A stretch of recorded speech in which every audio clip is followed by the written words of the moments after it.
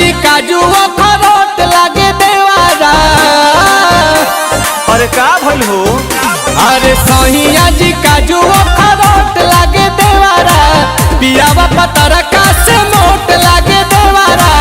सुते जब कोरा में तो छोट लागे देवारा। सुते जब कोरा में तो छोट लागे देवारा। सुतेला कोरा में तो छोट लागे देवारा। सुतेला कोरा में तो छोट लागे देवारा।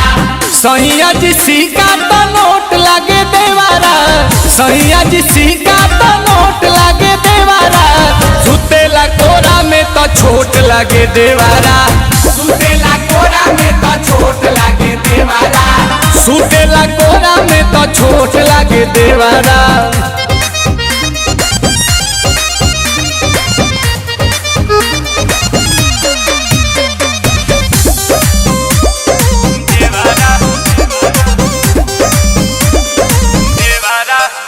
जब पजराया के सौटे कहे भाभी हो भाभी। आ जब हवा से अचरा उड़े आके तो पेला ना भी। अरे भाभी हो भाभी।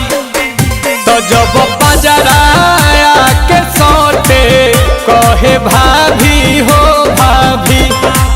आ जब हवा से अचरा उड़े आके तो पेला ना भी। ए हो सहिया जी साड़ी पे टिकोट लागे देवारा। राजा जी के चोट पर सपोर्ट लागे देवारा। सुते जब कोरा में तो छोट लागे देवारा। सुते जब कोरा में तो छोट लागे देवारा। सुतेला कोरा में तो छोट लागे देवारा। सुतेला कोरा में तो छोट लागे देवारा।